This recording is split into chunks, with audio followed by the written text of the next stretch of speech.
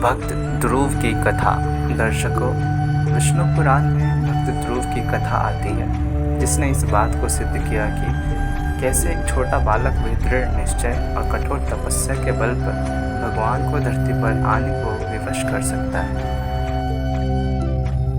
स्वयंभू मनु और शत्रुपा के पुत्र उत्तानपाद मनु के बाद सिंहासन पर विराजमान हुए।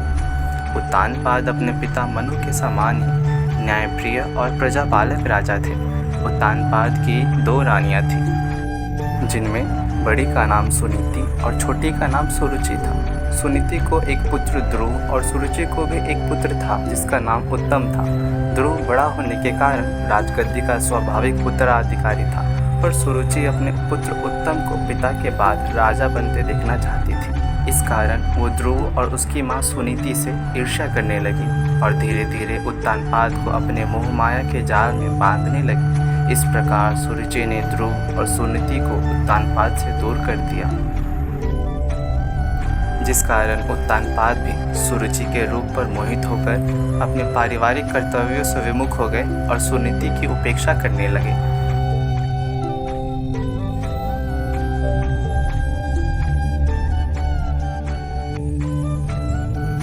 सुरुचि द्वारा भक्त ध्रुव का अपमान।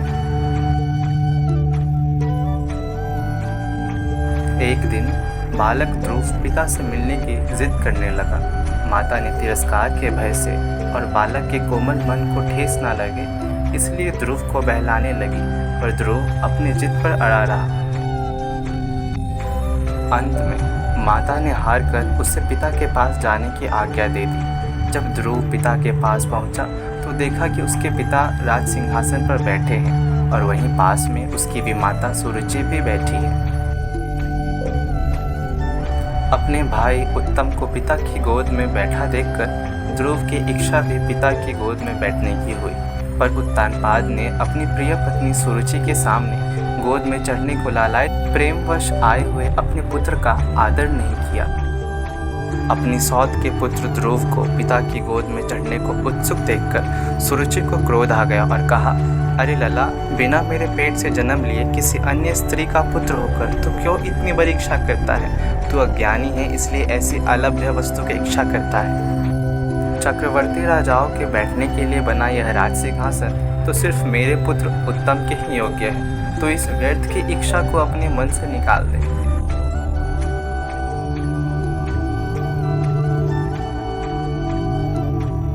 सुनीति द्वारा भक्त ध्रुव को उपदेश।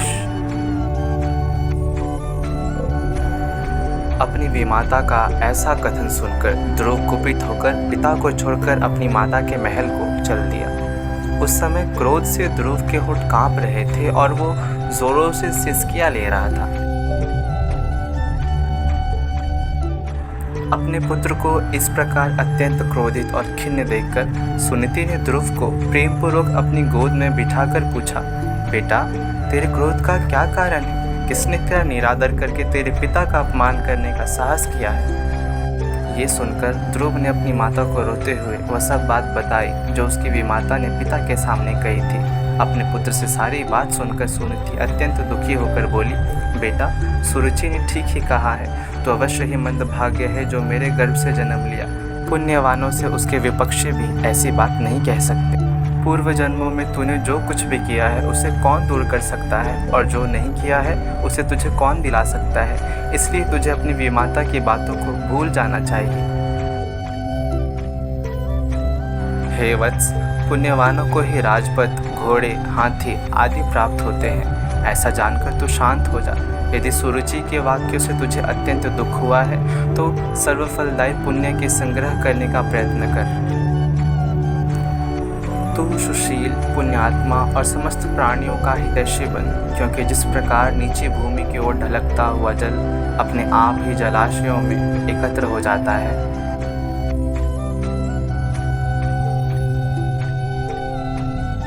उसी प्रकार सत्पात्र मनुष्य के पास समस्त संपत्तियां अपने आप ही आ जाती है।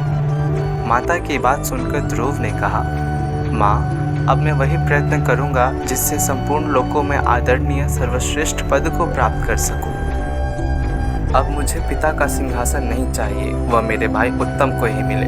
मैं किसी दूसरे के दिए हुए पद का इच्छुक नहीं हूँ। मैं तो अपने पुरुषार्थ से ही उस परम पद को पाना चाहता हूँ जिसको पिताजी ने भी नहीं प्राप्त किया है। ध्रुव का वनगमन।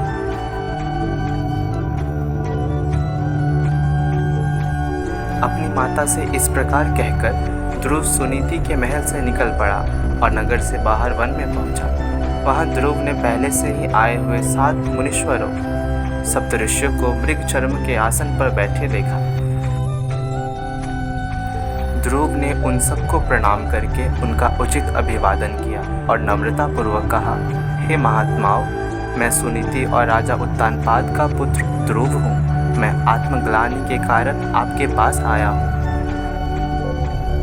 यह सुनकर ऋषि बोले, राजकुमार, अभी तो तू सिर्फ 4-5 वर्ष का बालक जान पड़ता है। तेरी चिंता का कोई कारण भी दिखाई नहीं देता है, क्योंकि अभी तो तेरे पिता जीवित है। फिर तेरी ग्लानि का क्या कारण है? तब ध्रुव ने ऋषियों को वह सब बात बताई जो सुरुचि ने उसे कहे थे। यह सुनकर ऋषिगण आपस में कहने लगे, अहो, क्षात्रेज कैसा प्रबल है, जिससे इस नन्हे बालक के हृदय से भी अपनी विमाता के दुर्वचन नहीं टलते। ध्रुव बोले, हे क्षत्रिय कुमार, तूने जरूर कुछ निश्चय किया है। तेरा मन करे तो वह हमें बता, और ये भी हमें बता कि हम तेरी क्या सहायता करें। ध्रुव ने कहा, हे मुनिगण, मुझे ना तो धन की इच्छा है और ना ही राज्य की। मैं तो केवल एक उसी स्थान को चाहता हूँ जिसको पहले किसी ने ना भोगा हो। सप्तऋषियों द्वारा ध्रुव को उपदेश।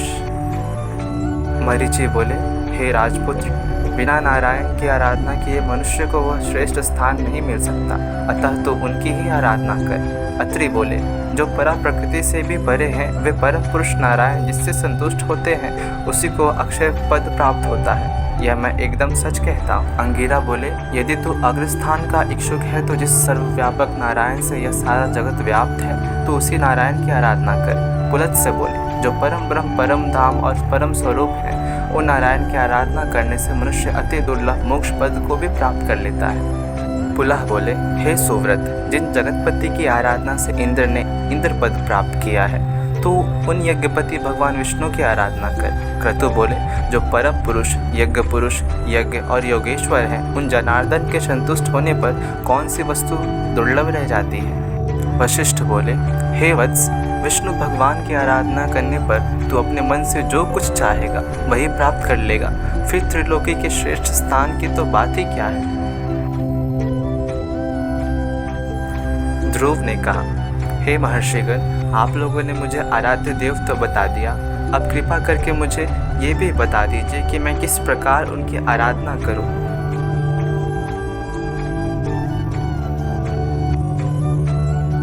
ऋषिगण बोले, हे राजकुमार, तू समस्त बाह्य विषयों से चित्त को हटाकर उस एकमात्र नारायण में अपने मन को लगा दे और एकाग्रचित्त होकर ओम नमो भगवते वासुदेवाय इस मंत्र का निरंतर जाप करते हुए उनको प्रसन्न कर। ध्रुव की तपस्या। यह सब सुनकर ध्रुव उन ऋषियों को प्रणाम करके वहां से चल दिया और यमुना के तट पर अति पवित्र मधु नामक मधुवन में पहुंचा। जिस मधुवन में नित्य श्रीहरि का सानिध्य रहता है, उसी सर्व पापहारी तीर्थ में ध्रुव कठोर तपस्या करने लगा। इस प्रकार दीर्घ काल तक कठिन तपस्या करने से ध्रुव के तपोबल से नदी, समुद्र और पर्वतों सहित समस्त भूमंडल अत्यंत शुद्ध हो गए और उनके शुद्ध होने से देवताओं में खलबली मच गई। तब देवताओं ने अत्यंत व्याकुल होकर इंद्र के साथ परामर्श करके ध्रुव का ध्यान भंग करने का आयोजन किया। देवताओं ने माया से कभी हिंसक जंगली पशुओं के द्वारा तो कभी राक्षसों के द्वारा ध्रुव के मन में भय उत्पन्न करने की कोशिश की, परंतु विफल रहने पर ध्रुव की माता के रूप में भी उसका ध्यान भंग करने का प्रयत्न किया। ध्रुव की तपस्या से भयभीत होकर देवता श्री हरि के शरण में गए। देवता बोले, हे जनार्दन, हम उत्तानपाद के पुत्र की तपस्या से भयभीत होकर आपके शरण में आए हैं। हम नहीं जानते कि वह इंद्रपद चाहता है या उसे सूर्य, वरुण या चंद्रमा के पद की अभिलाषा है। आप हम पर प्रसन्न होइए और उसे तप से निवृत्त कीजिए। श्री भगवान बोले, हे देवगण, उसे इंद्र, सूर्य, वरुण, कुबेर आदि किसी पद की अभिलाषा नहीं है। आप सब लोग निश्चिंत होकर अपने स्थान को जाएं। मैं तपस्या में लगे हुए उस बालक की इच्छा को पूर्ण करके उसे तपस्या से निवृत्त करूंगा। भगवान विष्णु द्वारा ध्रुव को वर प्रदान।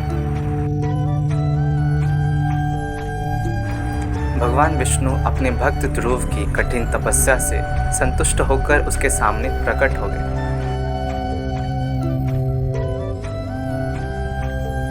श्री भगवान बोले, हे उत्तानपाद के पुत्र ध्रुव, तेरा कल्याण हो। मैं तेरी तपस्या से प्रसन्न होकर तुझे वर देने के लिए प्रकट हुआ हूँ। मैं तुझसे अति संतुष्ट हूँ।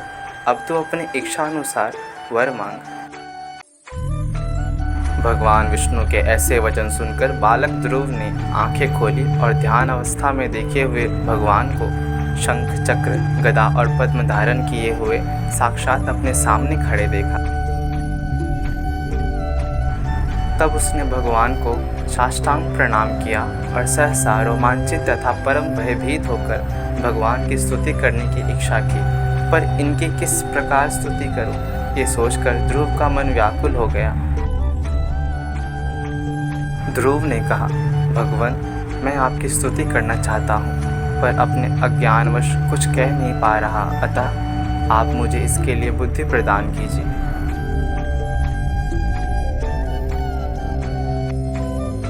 तब भगवान विष्णु ने अपने शंख से ध्रुव का स्पर्श किया।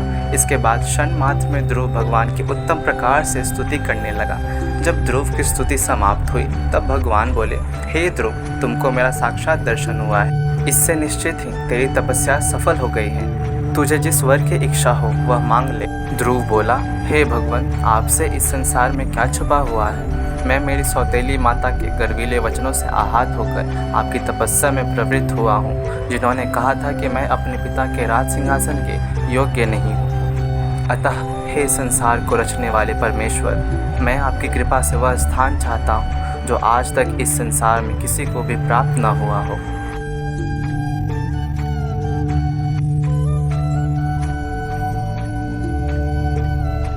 श्री भगवान बोले, वत्स, तूने अपने पूर्व जन्म में भी मुझे संतुष्ट किया था, इसलिए तू जिस स्थान की इच्छा करता है वह तुझे अवश्य प्राप्त होगा।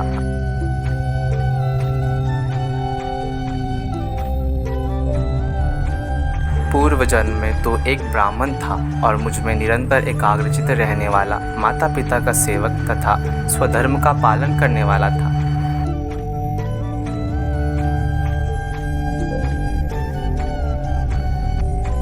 बाद में एक राजपुत्र से तेरी मित्रता हो गई। उसके वैभव को देखकर तेरी इच्छा हुई कि मैं भी राजपुत्र हूँ।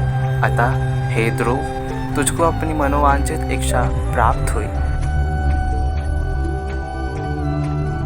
जिस स्वयंभू मनु के कुल में किसी को स्थान मिलना अति दुर्लभ है, उन्हीं के घर में तूने उत्तानपाद के यहाँ जन्म लिया।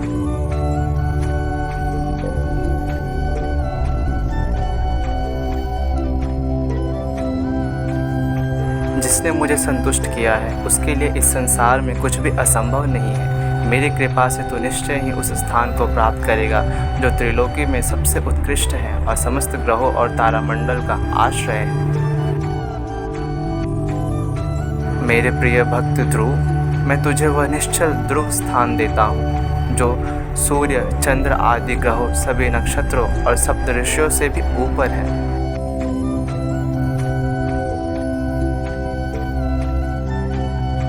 तेरी माता सुनीति भी वहाँ तेरे साथ निवास करेगी और जो लोग प्रातः काल और संध्या काल तेरा गुणगान करेंगे उन्हें महान पुण्य प्राप्त होगा।